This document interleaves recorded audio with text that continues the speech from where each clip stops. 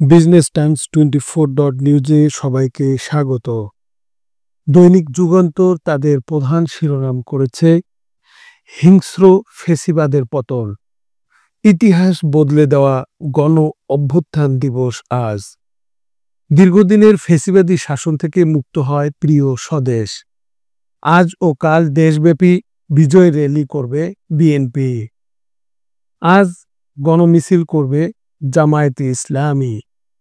যুগান্তর আরেকটি শিরোনাম করেছে শেখ হাসিনার নির্দেশ ছিল নো রিলিজ নো ট্রিটমেন্ট, জুলাই অভ্যুত্থানে আহত শিক্ষার্থী ইমরানের সাক্ষ্য।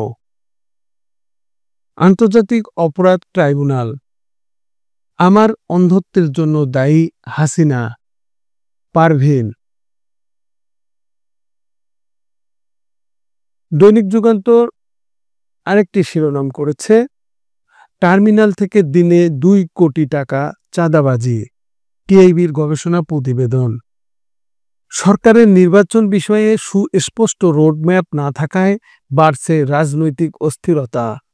সরকারের পৃষ্ঠপোষকতার কারণে এনসিপি একটি কিংস পার্টি, ডক্টর ইফতেখারুজ্জামান। দৈনিক কালের কণ্ঠ তাদের প্রধান শিরোনাম করেছে জুলাই গণ অভ্যুত্থান দিবস আজ। ভোট 12 ফেব্রুয়ারি। আজ অথবা শুক্রবার জাতিকে ভোটের সময় জানাতে পারেন প্রধান উপদেষ্টা। তফসিল ঘোষণা হতে পারে 14 থেকে 24 ডিসেম্বরে। জুলাই ঘোষণাপত্র পাঠ করবেন প্রধান উপদেষ্টা। কালের কণ্ঠ আরেকটি শিরোনাম করেছে প্রথম পাতায় 3 খুন, উপদেষ্টা আসিফের বাবাকে গ্রেপ্তারের দাবি। মুরাদনগরে নিহতদের পরিবারের সংবাদ সম্মেলন। আসিফের বাবার ছত্রছায়ায় কুমিল্লায় 3 হত্যাকাণ্ড, নৃশংস হত্যাকাণ্ডে আসামিরা এখনো অধরা। দৈনিক সমকাল তাদের প্রধান শিরোনাম করেছে মুক্তির আকাঙ্ক্ষা এখনো অটুট।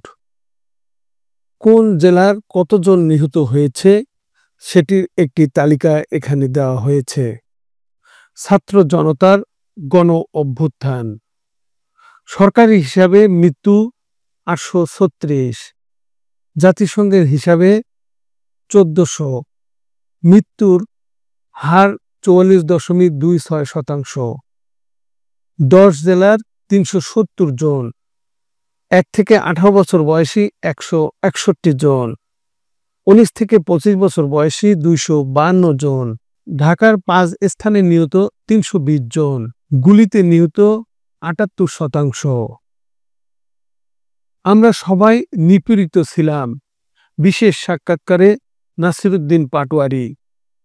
বিএনপি জামাতের সঙ্গে যোগাযোগ ছিল না।